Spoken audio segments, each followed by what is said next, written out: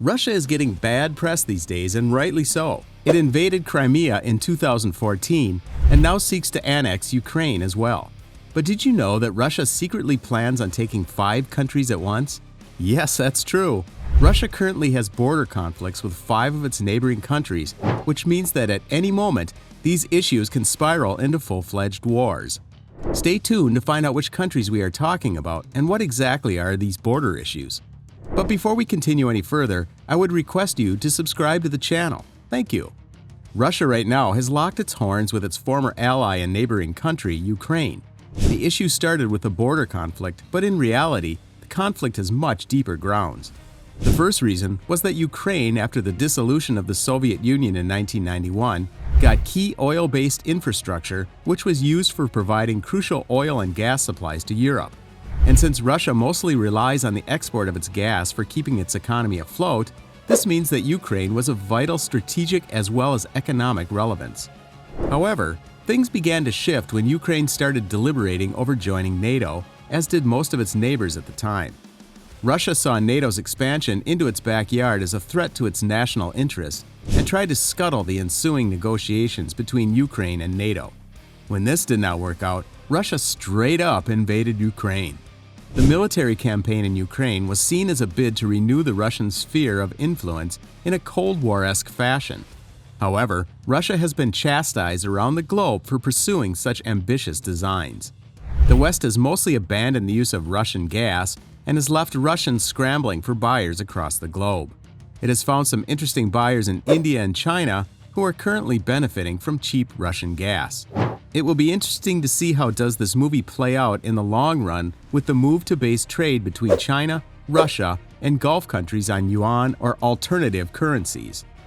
Let's talk about a border conflict with another country, Japan. Out in the Pacific Ocean towards its northern territories, there are a series of islands which are disputed between Japan and Russia. Known as the Curie Islands and referred to as the Northern Territories dispute to Japanese authorities, these islands are located some 2,000 miles out of Kamchatka Peninsula in Russia. The issue dates back to the end of World War II, when the Soviet Union, like most other territories in Eastern Europe, took control of these islands. This means that this issue has persisted between the two countries for more than 70 years now. One would naturally expect that with the current state of affairs, Russians would dial down the aggression and attempt to resolve this issue as amicably as possible. But that was simply not possible, as Russians started military exercises in the disputed region to flex its military muscle. One reason why this issue has continued to fester is that both Japan and the Soviet Union never signed a peace agreement. But why has Russia insisted on maintaining control over these territories? Having access to these islands provides access to warm water and trading routes to Russia. In this sense, these islands are strategically valuable. Another interesting border conflict which Russia had was with its former ideological ally, China. USSR and People's Republic of China were ideological partners in the backdrop of the Cold War. In the early years, the USSR helped the CCP with consolidating control over its mainland territory, but with time, the competition between the two communist powers grew. One reason for the escalation of tensions between the two was over the leadership of the communist world. Specifically, after the death of Stalin in 1953, Mao wanted to lead the communist bloc, which couldn't happen because Soviets couldn't just hand over their hard-earned victories to a struggling economic power at the time.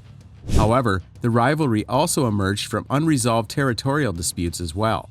The disputed lands were located on Zhenbao Islands in the Yersey River and led to a full-fledged border skirmish in 1969. The casualties were massive on both sides, and there was danger that this could turn into a full-fledged border conflict. Thankfully, it did not. Later on, China and the US became closer in 1970 after the infamous Kissinger-led ping-pong diplomacy efforts, and the USSR was further alienated. However, the border issues were only resolved after the demise of the USSR in 2003. Interestingly, Russia also has a lingering border conflict with another global superpower, the United States. The disputed region in question is Alaska, which is the 49th state of the U.S., and formerly became a part of the Union in 1959. The region was acquired by Russia in 1867. However, the USSR did not accept that a legitimate sale of that region had taken place. Instead, the claim is that either the USSR was not paid or that Alaska was given on a 99-year lease to the US. And now, after the eclipse of the USSR, Russia wants Alaska back. But thankfully, this border dispute has the least chance of spiraling into a full-fledged conflict. The last country in today's video, which has a border conflict with Russia, is Norway. After the end of World War II, Soviet Union seized a small area in Norway called as Finnmark. In keeping with its tradition, the Soviets did not hand over this region after the conclusions of World War II. However, Norway has not taken this very seriously, as the area has almost zero relevance since it has no reserves at all. Although Norway does not accept this territory as Russian territory, it does not go out of its way to raise the issue. So with any luck, this border dispute will not lead to a full-fledged conflict too. Which of these border issues have the potential to lead into a full-fledged conflict? Feel free to comment below. Thank you for watching this video till the end. Please give this issue a thumbs up.